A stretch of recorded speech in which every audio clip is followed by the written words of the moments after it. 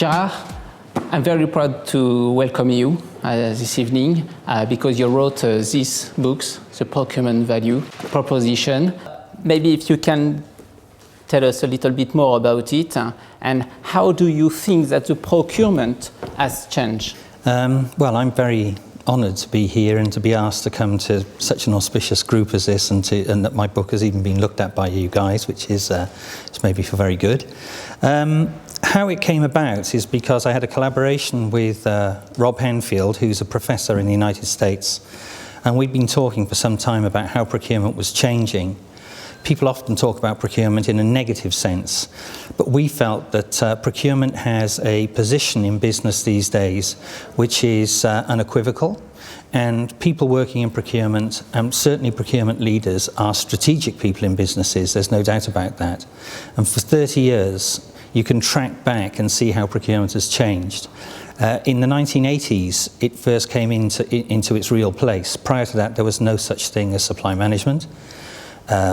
Deming came back from Japan with his ideas about just-in-time and lean, which he from working with Japanese motor companies. And in America, Milton Friedman started to talk about shareholder value maximization, which demanded cost reduction in businesses.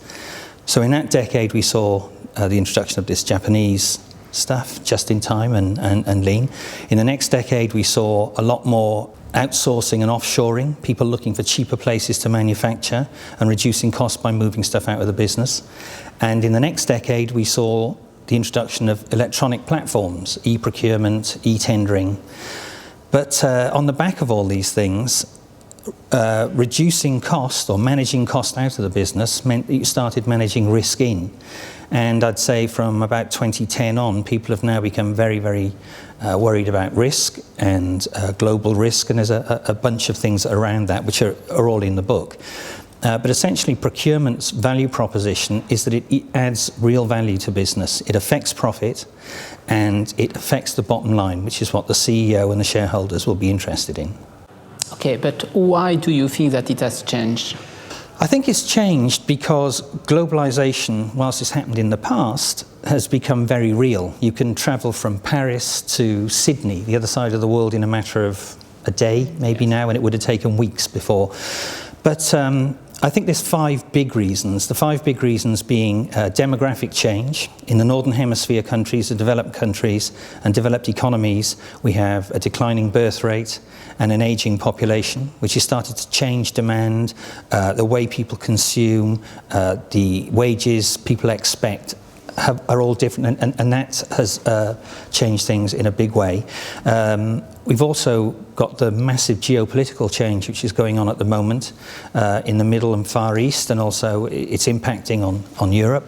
So you mean that the world is uncertain? The world is much more uncertain. People for a long time wanted certainty. They want certainty. So you hear phrases like best practice, or you hear phrases like standard operating procedures.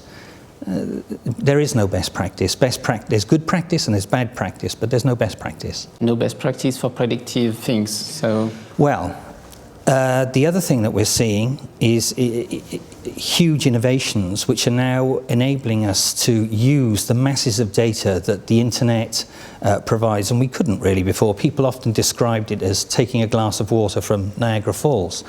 Now you can channel the data and channel the information, but you need to be a specialist in doing that. You need to know how to understand and handle data, but also how to analyze data.